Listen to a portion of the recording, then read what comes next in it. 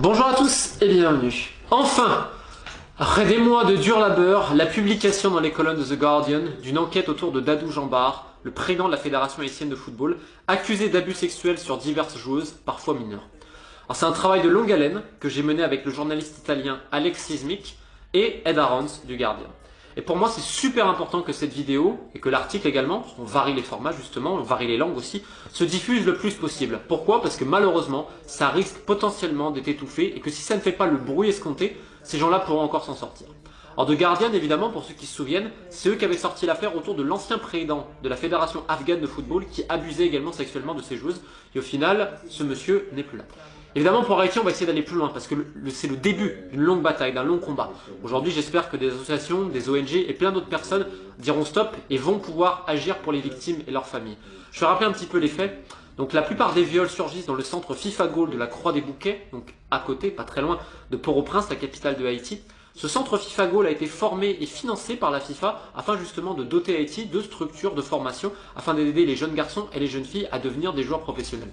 Alors je vais taire ici et là les divers abus, les divers détournements d'argent, on parle de centaines et des centaines de milliers d'euros, et le fait que les gamins et les gamines dorment à 10 par chambre dans 100 draps, visiblement les draps coûtent très cher en Haïti, et qu'ils mangent une nourriture absolument infâme et boivent de l'eau presque croupie, c'est-à-dire que l'eau et la nourriture que les joueuses et les joueurs boivent, les gamins, vous rassure, les patrons de la fédération, ils boivent pas la même eau, ils mangent pas la même nourriture. On peut aussi s'interroger sur le fait que les gamins n'ont pas de suivi médicaux, mais que les présidents, les dirigeants de la Fédé, eux, en ont un. Bon, ça doit être un heureux hasard, encore une fois. Bref, je ne vais pas parler de ça, je vais surtout parler du fait qu'il y a des viols dans ce centre. Il y a énormément de viols, parce qu'il y a une personne, en l'occurrence, celle qui réveille et qui va coucher les joueuses, notamment, des fois va les voir. On parle de joueuses qui viennent très pauvres, parce que l'histoire du football haïtien, c'est l'histoire d'un pays qui est pauvre aussi. C'est-à-dire que beaucoup sont aussi orphelines ou orphelins. Parce que je vous rassure qu'il y a aussi des viols sur des jeunes garçons, on aura le temps d'y revenir aussi plus tard. Et donc en fait, ces gamines-là, ça leur donne un toit, et même si c'est pas génial, c'est toujours mieux que la rue. Donc quand on te dit ça peut être dur pour toi, peut-être que tu ne vas pas être gardé, mais je peux t'arranger un rendez-vous avec le président, sois gentil, ça veut dire quoi? Ça veut dire qu'on a des gamines de 14 ans, j'ai notamment un témoignage qui n'est pas dans le livre, pas dans l'enquête, excusez-moi, 14 ans, elle a été convoquée, on lui a demandé de se déshabiller, parce qu'ensuite il fallait la dévierger. C'est-à-dire qu'on parle d'enfants parfois, de 14 ans, vierges, à qui on demande de se déshabiller pour qu'un espèce de malade de quasiment 70 ans. Et j'ai même pas la force de dire après ce qui se passe. J'ai même pas pu lui demander plus. Et je ne parle à d'autres victimes, des familles, etc. Parce que je peux pas. Je peux pas imaginer ce que c'est des enfants de 14-15 ans. Alors attention, les viols concernent aussi des joueuses plus âgées, parfois qui sont majeures de 18-20 ans. Il y en a certaines qui ont dû avorter, tandis que d'autres, à 16-17 ans, ont été enceintes. Elles n'ont pas avorté, sauf qu'une femme enceinte, évidemment, elle peut plus jouer au foot, donc on la dégage. La plupart, elles terminent dans la rue, dans la prostitution, dans la drogue. Certaines meurent à 20-25 ans. Tandis que les jeunes garçons, ceux qui sortent du centre, parfois, c'est la drogue, c'est les armes, c'est le banditisme, et c'est aussi la mort, parfois avant 25 ans. C'est pas un centre de football, c'est un centre de la mort, le centre FIFA Goal de la Croix des Bouquets. Et c'est d'ailleurs marrant parce que toujours Dadou, donc le président de la Fédération haïtienne, nous dit les étrangers sont les bienvenus, etc. Ils sont tellement bienvenus que lors des dernières élections, en février, si je ne dis pas de bêtises, pour la présidence, des élections d'ailleurs plutôt illégales, puisqu'il n'y avait pas d'opposants et tout, j'en avais d'ailleurs largement parlé dans une première vidéo sur les mots du football haïtien. Bizarrement, c'est bizarre, on a interdit l'accès aux gens de la FIFA. Il y avait peut-être quelque chose à cacher. Alors là, depuis qu'ils sont au courant, parce qu'ils ont obtenu un droit de réponse, etc., et ça a mis du temps à être publié, il y a eu des pressions ici et là, je vous le rassure, ils essayent de mettre un coup de pinceau, ils essayent de nettoyer le bordel qu'ils ont créé. Mais tu pourras jamais réparer le fait qu'il y a plus de centaines de victimes. On parle de centaines de victimes et plein d'autres choses.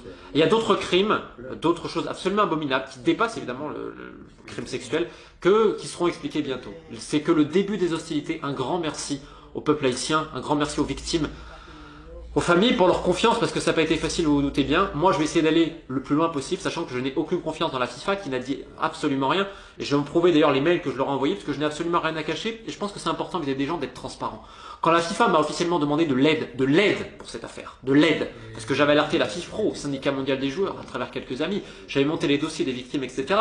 La FIFPro redonne la patate chaude à la FIFA, parce que visiblement, on se chie bien dessus, parce que violer des Haïtiennes, des Sierra-Léonaises ou des Gabonaises, visiblement, ça importe pas grand monde après tout.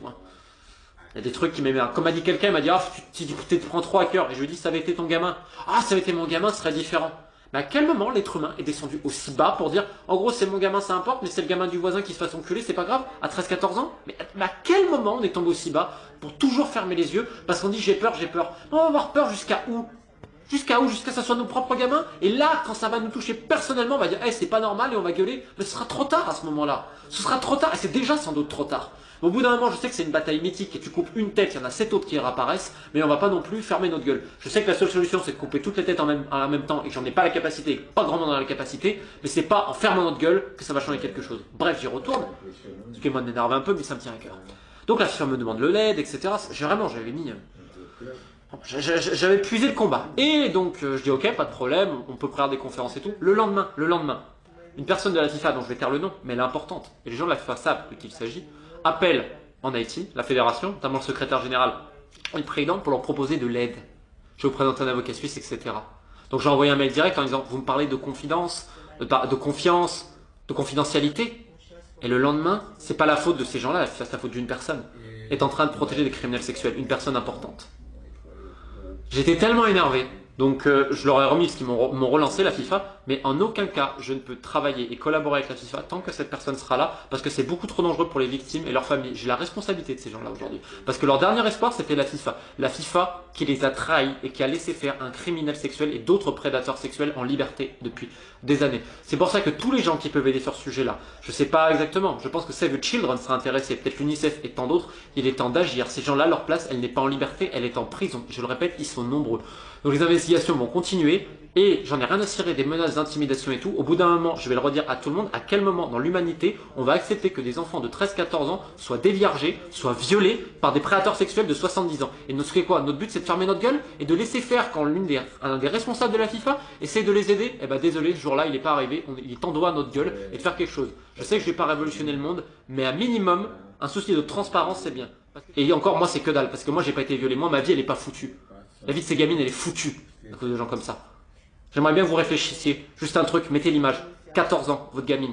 On lui dit déshabille-toi, et l'autre il va la violer. Vous faites quoi? Haïti, le combat continue.